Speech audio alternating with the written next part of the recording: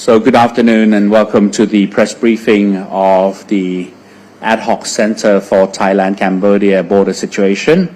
In terms of the update for the 27th of July 2025, I have the following.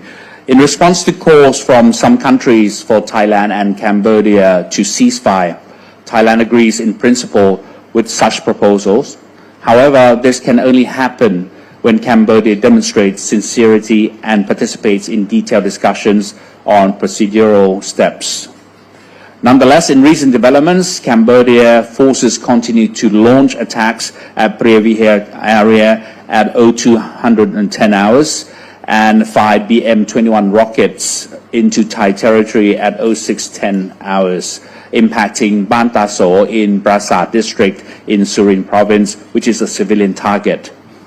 In addition, on the 26th of July 2025 at 15:30 hours, Cambodian artillery targeted local hospitals, including the sub-district health promoting hospital in Sisaket province and Ban Kruat hospital in Buriram province.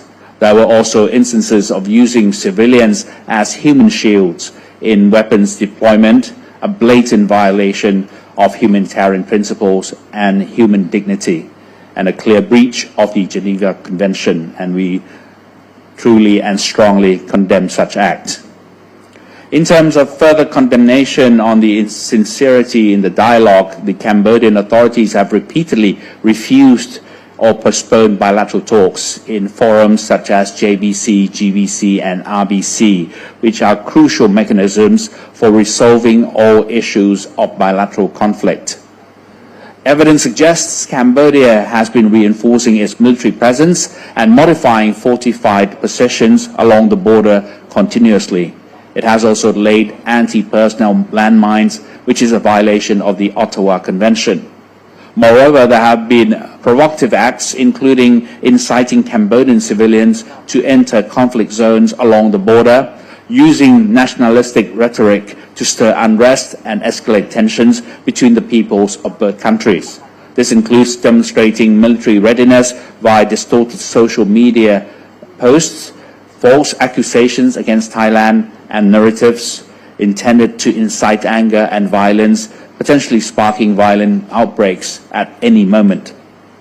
In terms of the current situation, there has been latest development in terms of the Cambodian forces movement. They have been using heavy weapons, including artillery, howitzers, and the BM-21 multiple rocket launchers.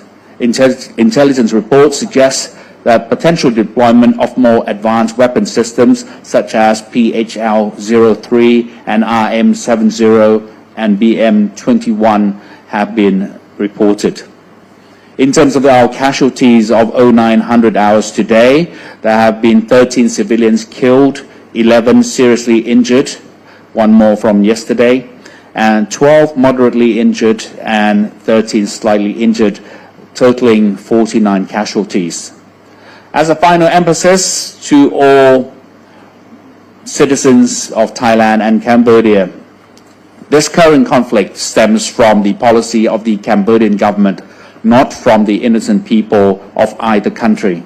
Therefore, we earnestly request that the Thai public refrain from any acts of violence, whether in speech or action, including insults or discrimination towards Cambodian nationals who reside or work legally in Thailand, such as migrant workers, students, and professionals.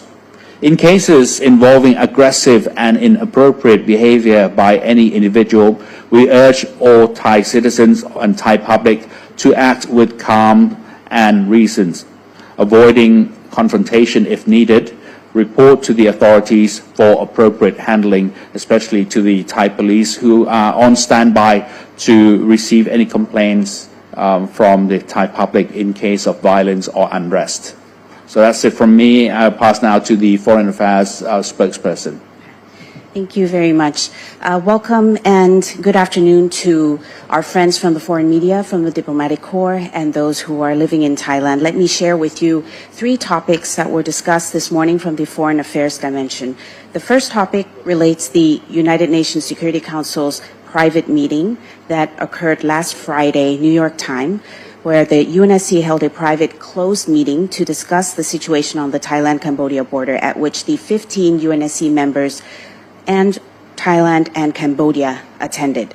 The meeting was an important opportunity for Thailand to stress our position to the world, backed by clear and solid facts and evidence that point to Cambodia as the aggressor and initiator of the attacks. These facts include those pointing to continuous attacks on civilian targets, resulting in large numbers of civilian Thai fatalities and injuries and evacuations numbering hundreds of thousands. This is a blatant violation of international law and humanitarian principles.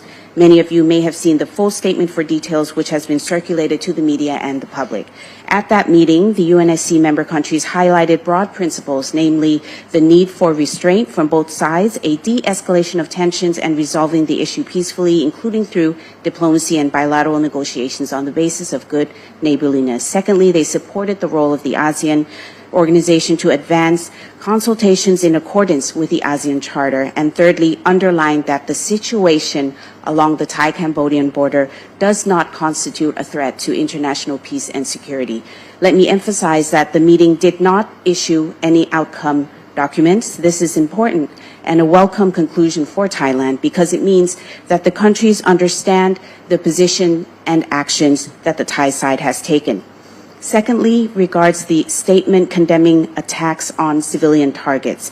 Yesterday, the Ministry of Foreign Affairs issued a statement condemning in the strongest terms the attack on civilians by Cambodian armed forces as an inhumane and a violation of international law, in particular the Geneva Conventions, which are Article 19 of the First Geneva Convention regards protection of medical units and establishments, and Article 18 of the Fourth Geneva Convention, on protection of civilian hospitals. The Ministry of Foreign Affairs is sending a protest letter to the President of the International Committee of the Red Cross to place on record our strong condemnation of these egregious violations of international humanitarian law, and will meet with the representative of the ICRC in Thailand on Tuesday to discuss and clarify this matter further. This is important because the global community must unite to condemn these inhumane actions being committed by Cambodia, which constitute a serious violation of international law. Reports show that even this morning, Cambodia continues to shell civilian targets in Thai territory.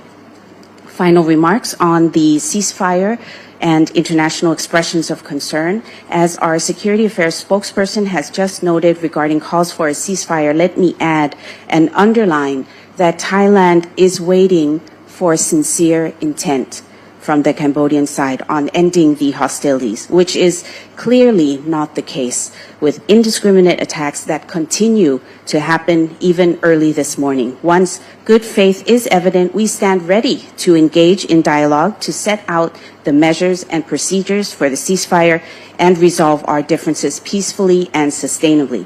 Again, actions must match words. This morning, the Ministry of Foreign Affairs issued a statement and notified the foreign media regarding the use of heavy artillery by Cambodian forces to attack civilian homes in Surin province. The Ministry of Foreign Affairs also notified the foreign media of a disinformation campaign that was launched by Cambodia this morning, falsely alleging that Thailand fired first shots. Thailand must condemn in the strongest terms these repeated and egregious violations of the basic principles of human rights and international humanitarian law. Again, we call on Cambodia to immediately cease its attacks on civilian targets while we reserve the right to self-defense in accordance with Article 51 of the United Nations Charter. We urge the international community to join in condemning Cambodia's inhumane acts against innocent Thai civilians.